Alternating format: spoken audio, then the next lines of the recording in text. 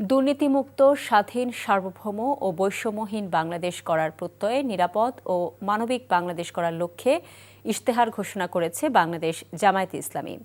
আগামী ৫ বছরের জন্য গুরুত্ব দেওয়া হবে ২৬টি বিষয়। এতে অন্তর্ভুক্ত করা হয়েছে তরুণদের ক্ষমতায়ন, নারীর নিরাপত্তা, দেশের জনগণের আর্থসামাজিক উন্নয়ন সহ ব্যবসা বান্ধব প্রযুক্তি নির্ভর রাষ্ট্র গঠনের প্রতিশ্রুতি। বুধবার রাজধানীর একটি হোটেলে নির্বাচনী ইশতেহারে এসব প্রতিশ্রুতি তুলে ধরেন দলটির আমির ডা শফিকুর রহমান। সালাউদ্দিন কাদেরকে সাথে নিয়ে আরও জানাচ্ছেন নাজিবুর রহমান। নির্বাচনে জয়ী হলে আগামী ৫ বছর বাংলাদেশের পরিচালনায় কোন কোন বিষয়গুলো প্রাধান্য দেয়া হবে সে সম্পর্কে নিজেদের কর্মপরিকল্পনা তুলে ধরতে আয়োজন করা হয় এই অনুষ্ঠানের।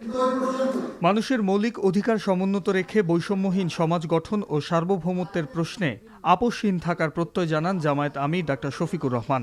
আমরা একটি সহিষ্ণু মানবিক বাংলাদেশ চাই, একটি নিরাপদ বাংলাদেশ চাই। আমরা শ্রেণীতে সীমাহীন বৈষম্যটা দূর করতে চাই এবং সকলের জন্য ন্যায় বিচার নিশ্চিত করতে চাই। আমরা বিশ্বাস করি ন্যায় বিচার নিশ্চিত হলেই সমাজের ৭০% সমস্যা দূর হয়ে যাবে, আর বাকিটা সবাই মিলে আমরা বিভিন্ন যৌক্তিক মেকানিজমের মাধ্যমে শেষ করতে পারবো ইনশাআল্লাহ। আমাদের দেশের মানুষের প্রত্যাশা আকাশচুম্বী নয়। আমাদের দেশের মানুষের প্রত্যাশা খুবই সীমিত,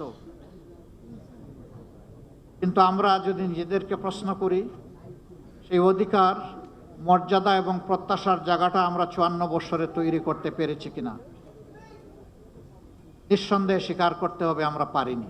আসন্ন নির্বাচনে জয়ী হলে তরুণদের কর্মসংস্থানের পাশাপাশি দুর্নীতি প্রতিরোধ ও সুশাসন প্রতিষ্ঠায় শক্তিশালী অবস্থানে থাকার প্রতিশ্রুতি দেন তিনি। জানান সর্বোচ্চ গুরুত্ব দেয়া হবে নারীর নিরাপত্তায়। যুব সমাজের প্রত্যাশাকে, আকাঙ্ক্ষাকে ধারণ করেই আমরা আমাদের ইশতেহার রচনা করেছি। ইশতেহার রচনা করেছি মায়ের জাতিকে সম্মান দেওয়ার জন্যে। ইশতেহার রচনা করেছি শিশুদেরকে নিরাপদ আবাসভূমি তৈরি করে দেওয়ার জন্যে, তার মেধা বিকাশের উপযুক্ত পরিবেশ নিশ্চিত করার জন্যে। আসলে কি আমাদের রিসোর্স বা সম্পদের অভাব যদি সম্পদের হতো তাহলে ১৫.৫ বছরে আমাদের দেশ থেকে ২৮ লক্ষ কোটি টাকা বিদেশে পাচার হলো কিভাবে? এই পাচারকৃত অর্থই শুধু লুটপাটের অর্থ নয়, এর বাইরে অজানা অনেক অর্থ রয়ে গেছে।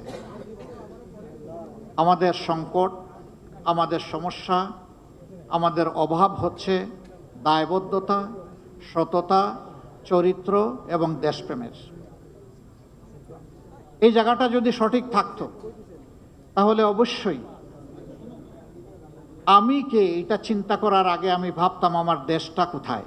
দ্রব্যমূল্যের ঊর্ধ্বগতি ঠেকানো আর বিদেশি বিনিয়োগকারীদের আকৃষ্ট করতে অগ্রাধিকার ভিত্তিতে ব্যবসা বান্ধব রাষ্ট্র গঠনে কাজ করার কথাও জানান দলটির শীর্ষ নেতা ডা শফিকুর রহমান। দিয়েছেন শিক্ষা ব্যবস্থার সংস্কারের প্রতিশ্রুতিও। আমাদের বর্তমান শিক্ষা ব্যবস্থা হচ্ছে সার্টিফিকেট প্রোডাকশনের শিক্ষা ব্যবস্থা। আমরা এই শিক্ষাকে আমূল পরিবর্তন করতে চাই। আমাদের বিদেশি বন্ধু যারা আছেন, উন্নত শিক্ষা তারা তাদের দেশে নিশ্চিত করেছেন, আমরা তাদের সাথে বসব। আমরা শিক্ষার 2টা গুণগত পরিবর্তন আনতে চাই। ব্যবসার ক্ষেত্রে অবশ্যই প্রাইভেট ভেঞ্চারকে আমরা বেশি উৎসাহিত করব, এটা দেশি এবং বিদেশি। শিল্প মালিক যারা হবেন তাদেরকে আমরা সমাজের আইকন হিসাবে কবুল করব। ক্ষমতা এলে প্রতিটি নাগরিকের স্বাস্থ্যসেবা ২০৩০ সালের মধ্যে খাদ্য নিরাপত্তা নিশ্চিত করা, ব্যাংকিং খাতে আস্থা ফেরানো সহ সকল প্রান্তের নাগরিকের সমান অধিকার প্রতিষ্ঠার প্রত্যয় জানান জামাত আমির। Najibur Rahman, NTV news, Dhaka.